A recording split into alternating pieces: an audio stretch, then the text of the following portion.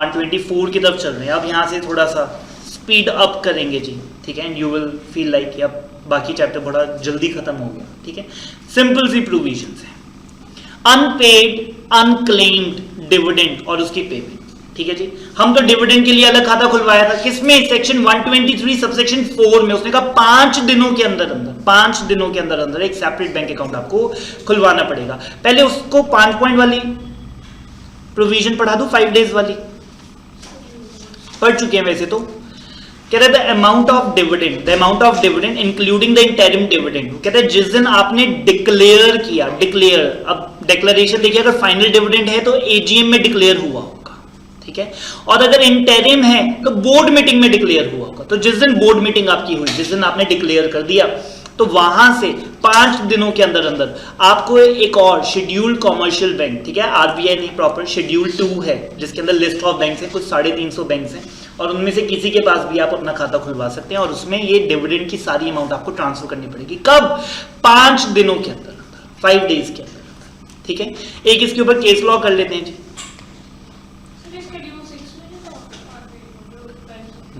Schedule 2 है जी, अब CSR में चले गए अभी। चलिए एक बार ये केस लॉ देखते हैं जी। 10/11/2020 फ्राइडे को हमारी बोर्ड मीटिंग हुई और हमने डिविडेंड डिक्लेयर कर दिया। ये इंटरिम डिविडेंड है, मान के चलते हैं ये इंटरिम डिविडेंड है। इंटरिम डिविडेंड के ऊपर भी वो प्रोविजन लगती है 5 दिनों के अंदर। अगले दिन सैटरडे आ गया जी, बैंक के पास गए हम, तो बैंक कह रहा है सर सेकंड सैटरडे ऑफ होता है जी, ठीक है, एक Saturday half working day, second Saturday of, bank कहता है हॉलीडे, ठीक है। संडे फोन मिलाया, किसी ने उठाया ही नहीं, कहते सर हॉलीडे। मंडे वो कहते सर दिवाली। ट्यूसडे कहते सर विश्वकर्मा डे। वेडनेसडे कहता है कि सर आज आप आ सकते हो, ठीक है। तो कंपनी कहती कि सर कंपनी से एक तो बोलता था 5 दिन, मेरे को तो मिला 1 दिन, ठीक है। सो कब तक पैसा जमा करवा सकते हैं जी? क्या मैं 20 तारीख तक जा सकता हूं? 4 नेशनल पब्लिक हॉलीडेज हैं, ठीक है। So how many of you की सर 1 दिन, तो बड़ी नैरो विंडो, आपने 2 करोड़ रुपए ट्रांसफर करने हैं या 20 करोड़ रुपया ट्रांसफर करना है, आप 1 दिन दे रहे हो बैंक अकाउंट खुलवाकर उसके अंदर डिपॉजिट करवाने के लिए। It should be 5 business working days, BWDs होने चाहिए, छुट्टियां एक्सक्लूड होंगी, ठीक है। अगर मैं एक्सक्लूड कर देता हूं Wednesday, Thursday, Friday, Saturday Sunday off करो, और फिर मंडे और ट्यूसडे, जो भी अपकमिंग ट्यूसडे होगा तब तक आप ये पैसा ट्रांसफर करवा सकते हो। हाउ मेनी ऑफ यू से कि सर नो? 1 स्टूडेंट 2। आपका क्वेश्चन यही है कि ये वेडनेसडे तक करवाना है कि अगले ट्यूसडे तक करवाना है, मेरा ये क्वेश्चन है। हाउ मेनी ऑफ यू से कि सर अगले ट्यूसडे तक नहीं, ये वेडनेसडे तक ही जमा करवाना पड़ेगा। और हाउ मेनी ऑफ यू से कि सर अगले ट्यूसडे तक करवा सकते हो। इतना हार्श नहीं हम जाएंगे, ठीक है। So the correct answer is, majority यहां पे गलत है जी, ये Wednesday is the last date, ठीक है। वहां पे 5 डेज लिखा हुआ है, 5 बिजनेस वर्किंग डेज नहीं लिखा हुआ। सेम अब मैं आपको 30 डेज पढ़ाऊंगा, फिर 90 डेज पढ़ाऊंगा, हर जगह इंक्लूडिंग हॉलीडेज, हर जगह है जी इंक्लूडिंग हॉलीडेज, ठीक है। और अगर आपको लगता है कि 1 दिन के अंदर खाते नहीं खुलते, पहले खुलवा लो, ठीक है। जरूरी तो लास्ट मोमेंट पे काम करना था, पहले भी कोई प्रोहिबिशन नहीं है। आप बोर्ड मीटिंग से पहले ही खुलवा लेते जी खाता, फिर तो नेफ्टी करनी थी, एंट्री दबाना था OTP डाल के, ठीक है, कोई प्रॉब्लम नहीं है। आपको थोड़ा एडवांस में काम करना चाहिए।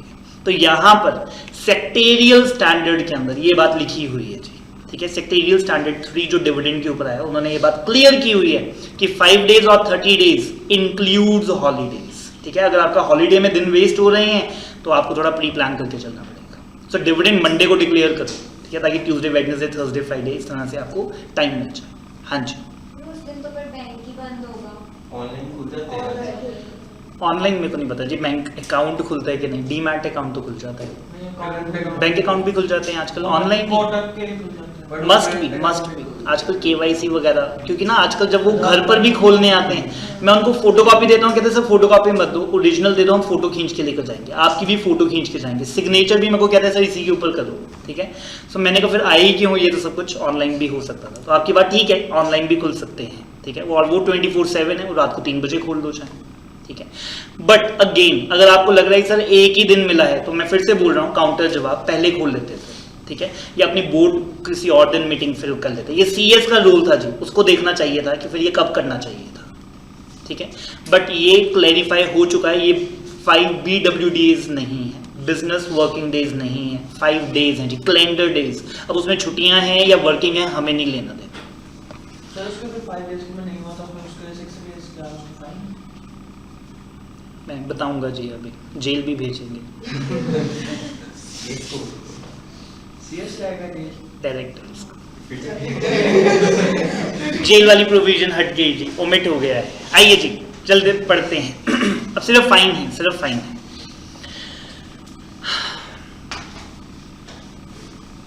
5 दिनों के अंदर अंदर आपने एक अलग से बैंक अकाउंट खुलवाया जी, ठीक है। एक तो हमारा करंट अकाउंट खुला हुआ है, लेट अस से रिलायंस इंडस्ट्रीज लिमिटेड के नाम से करंट अकाउंट खुला हुआ है, और आपको एक अलग से खाता खुलवाना पड़ेगा जिसका नाम क्या होगा मैं आपको बता देता हूँ।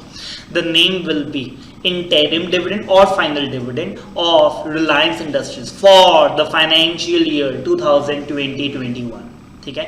आपको इस नाम से एक अलग से खाता खुलवाना पड़ेगा किसी भी शेड्यूल कॉमर्शियल बैंक के साथ। 5 दिनों के अंदर अंदर उसमें सारे पैसे ट्रांसफर हो जाने चाहिए, चाहे वो प्रमोटर के हो, माइनॉरिटी शेयर होल्डर के हो, सबको उसी अकाउंट में से पेमेंट जाएगी, ठीक है। और किसी भी तरह से पेमेंट नहीं जा सकती। यहां तक क्लियर हुआ। अब हमने कहा सर उस खाते के अंदर पैसे पड़े को 30 दिन हो गए, ठीक है, और हमने डिस्पैच भी कर दिए चेक्स, ठीक है, और इन दैट केस किसी ने वो पैसा क्लेम नहीं किया, अनपेड अनक्लेम्ड वो रह गया, ठीक है। मतलब वो पैसे वापस आ गए और कोई क्लेम करने भी हमारे पास नहीं आया। तो वो कहता है कि जी 30 डेज तक तो आप वेट करना, 30 डेज तक वो वेट करना। अगर 30 डेज तक वो अनपेड रह गया तो 7 दिनों के अंदर अंदर आप एक और खाता खुलवाएंगे, ठीक है। 7 दिनों में एक और खाता खुलवाएंगे और उसका नाम होगा unpaid and unclaimed dividend of Reliance industries for the financial year 2021। 7 दिनों के अंदर अंदर आपको वो दोबारा से एक और खाते के अंदर ट्रांसफर करने पड़ेंगे, ठीक है। और फिर वो जो पर्सन है, लेटर से वो 2 महीने बाद उठ गया, सोया हुआ था पहले, फिर उठ गया और वो कह रहा सर मेरे पैसे।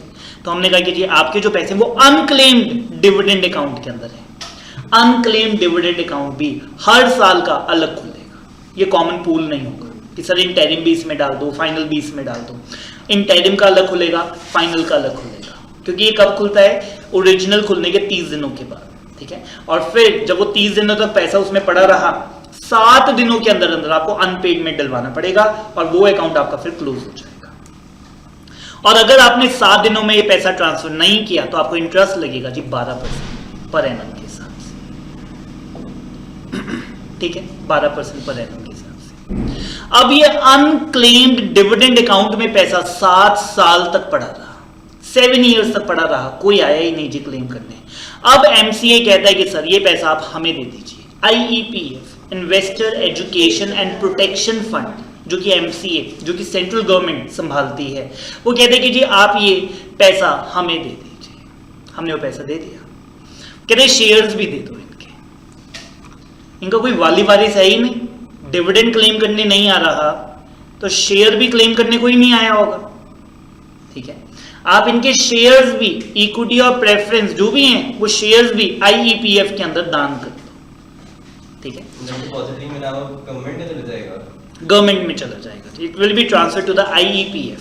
बकायदा गवर्नमेंट कहती है कि हमें लेकिन उसका नाम, पता, एड्रेस, पैन कार्ड, KYC सब कुछ दे देना, ठीक है। अगर कोई 7 साल के बाद सो के उठा तो वो कंपनी के पास आएगा, वो कहेगा सर मेरे को डिविडेंड नहीं दे रहे आप और मेरे शेयर्स भी कहाँ गए, मेरे को नोटिस भी नहीं आता। तो हमने कहा वो तो हमने IEPF को दे दिए। तो वो कहता है अब, तो हमने कहा वहां पे जाके क्लेम कर लो। तो वो जाएगा जी और वो कहेगा कि जी कंपनी ने 6 साल पहले मेरा नाम पता लिख के मेरे डिविडेंड के पैसे और मेरे शेयर्स आपको दिए होंगे, ये मेरा KYC है, चेक कर लो और मेरे को मेरा डिविडेंड आज तक का सारा, मेरे shares, bonus share, right share, सब कुछ मेरे को दे दिए जाए। तो IEPF कहता है कि जी हम दे देंगे आपको, ठीक है। But we do not trust the company के पास गवर्नमेंट कहती है कि हम नहीं रखने देंगे, कंपनी से नाम पता एड्रेस मंगवाकर हम अपने पास ले आएंगे। 7 साल तक पैसे वेस्ट हो गए ना, मतलब इससे कुछ इंटरेस्ट जनरेट हो रहा है। यस, ये तो है जी, पैसे मिल रहे हैं उसी की खुशी मनाइए, ठीक है। आप अब लालच कर रहे हो। कंपनी वाइज भी उसके कंपनी पास 7 साल से उसके पैसे पड़े हैं, बट वो तब तक ना खुद यूज कर सकती है ना वो आगे दे पा रही है। बिल्कुल बिल्कुल शुड बी लाइक दिस, या फिर तो आप डिविडेंड देते ही ना, ठीक है। और दे दिए तो 95% बच जाते हैं जी, 5% रह ही जाते हैं, ठीक है।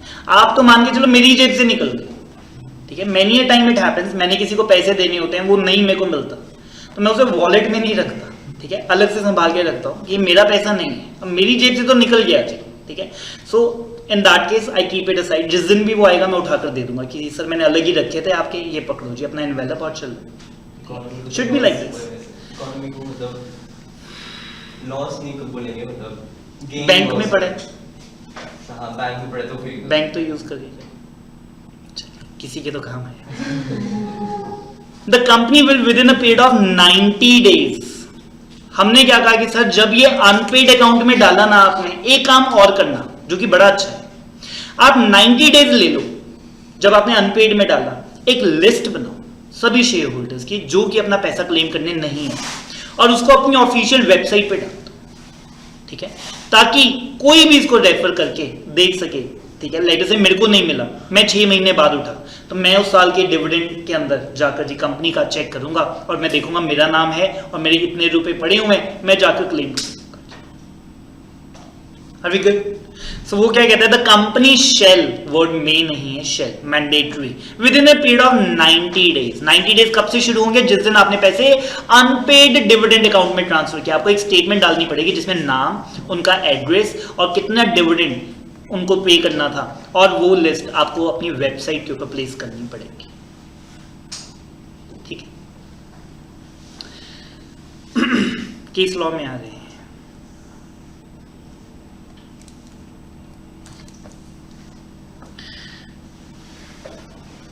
मैं पढ़ देता हूं, थोड़ा फॉन्ट छोटा हो गया जी due to some reason. Year 1 में हमने डिविडेंड दिया जी D1, और ये किसी एक शेयर होल्डर को मिला नहीं। क्यों नहीं मिला, उसकी bank details were not correct, हमने ऑटो ECS लगाया, वो रिजेक्ट होकर जी वापस आ गई, ठीक है। 30 डेज खत्म हुए, हमने अनपेड अकाउंट में डाल दिया, डालना ही पड़ेगा 7 दिनों के अंदर अंदर, और वो ट्रांसफर कर दिया जी डिविडेंड अनपेड अकाउंट के अंदर। ईयर 2 के अंदर जी ये जो शेयर होल्डर थे ये जागे और इन्होंने अपना बैंक डिटेल्स को रेक्टिफाई करवा दिया। ये D1 क्लेम करना भूल गए, D2 इन्होंने क्लेम कर दिया जी, ठीक है। लेट अस से अमाउंट भी छोटी सी होगी, ठीक है। 100 शेयर थे, 5 रुपए के साथ से 500 रुपए, and he was a wealthy person. उसको क्या कि चलो 1 साल का नहीं मिला, अब से मिलना शुरू हो जाएगा। उसको ज्यादा पता भी नहीं था कि ये IEPF में जाते हैं कि क्या होते हैं। 3rd ईयर का पे हुआ जी, 4, 5, 6, 7 अब हो रहे जी पे, अब ऑटोमेटिक आते हैं। 8th ईयर में D1 उसका IEPF में चला गया। कंपनी ने कहा कि सर शेयर्स भी जाएंगे, शेयर्स भी चले गए। अब वो कहता है कि जी मेरे डीमैट से मेरे शेयर्स कहां चले गए। हाउ मेनी ऑफ यू से कि सर शेयर्स भी जाएंगे,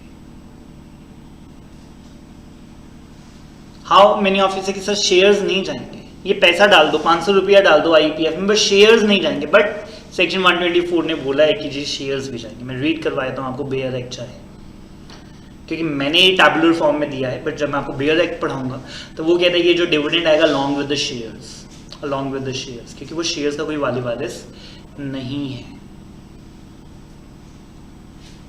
शेयर्स नहीं जाएंगे जी, ठीक है। इसके ऊपर एक क्लैरिफिकेशन आई है, एक्सप्लेनेशन आई है, कोई अमेंडमेंट नहीं है, एक्सप्लेनेशन है।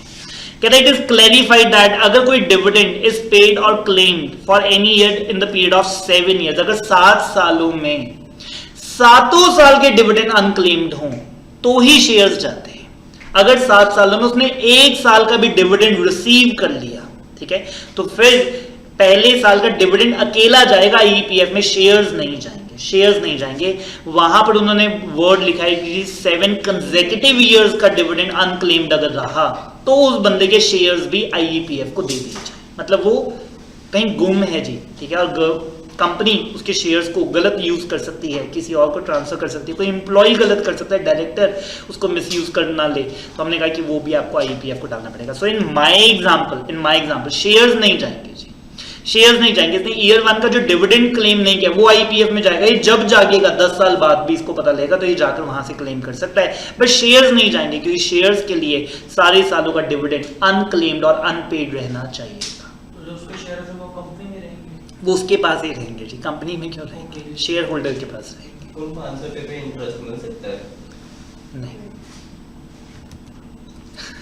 क्यों है ना, आपको वो इंटरेस्ट इतना चुभ रहा है, इंटरेस्ट क्यों नहीं मिल रहा, पैसा वेस्ट हो रहा है, आप जरूर क्लेम करके उसकी एफडी करवा लेना। चलें आगे। इसमें जो पेनल्टीज थी जी वो ऑल्टर की गई हैं और ऑल्ट्रेशन भी लेटेस्ट हैं, 28/9/2020 को ऑल्ट्रेशन हुई है, ठीक है। सो ये बहुत इंपॉर्टेंट हैं जी। और यहाँ पर ये डायग्राम के अंदर आपने खुद लिखनी है जी कंपनी और ऑफिसर की, मैं पहले रीड करवा देता हूँ। If the company fails to comply with any of the requirement of this section, the company shall be liable to pay a penalty of 1 lakh rupees minimum. और अगर ये continuing failure, obviously continuing failure होगा जब आपने ये जमा नहीं करवाया, और जितने दिन तक ये कॉन्टिन्यूइंग फेलियर रहा, हर रोज का 500 रुपया आपको penalty, the word here is penalty, पे करनी पड़ेगी 5 rupees per day, subject to maximum 10 lakh. Minimum 1 lakh तो लगेगा ही लगेगा जी, उसके बाद 500 रुपये पर डे के हिसाब से लगना शुरू होगा और 10 लाख पे जाकर ये रुकेगा जी 500 रुपये पर डे, ठीक है।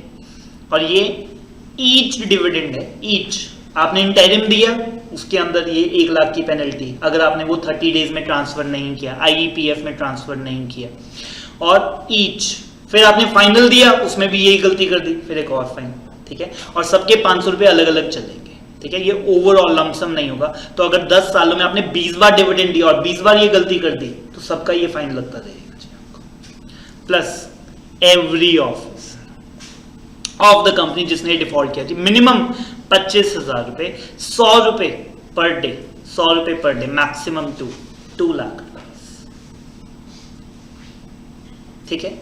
एवरी ऑफिसर से मेरे को ये बताने की जरूरत नहीं कि ईच हो गया जी, ये सबने मिलके नहीं देना, 10 डायरेक्टर्स ने, 10 के 10 को लगेगी 25,000 की, ठीक है। 10 के 10 डायरेक्टर्स 25,000 रुपये और 10 के 10 को 100 रुपये पर डे, जब तक ये 2 लाख नहीं हो जाता। नहीं, ऑफिसर इन डिफॉल्ट की डेफिनेशन पढ़ाऊंगा जी, CS बड़े अच्छे से आता है। सर जो इसमें 500 पर डे है, मतलब 2 दिन लेट होगा तो 1,000 कंपनी को, और 1 लाख रुपये, 1 लाख रुपये ये तो मिनिमम है ना, 1 लाख से तो शुरू ही है, 1 लाख से 10 लाख की जर्नी 500 करके कवर की जा रही है। मतलब 1 लाख तो देने देना, एक दिन भी लेट हो जाए तो उसके साथ 500 ये पेनल्टी मतलब रूल है या मतलब वो बोर्ड डिसाइड रेगुलेशन है ये डिसाइडेड है जी। ये आपने कहा 28/9/2020 को, तो ये इस डेट पे किस अमेंड हो गई जी, पहले पेनल्टी कुछ और थी, अब इन्होंने मतलब पार्लियामेंट डे के हिसाब से लगा दी। Yes yes yes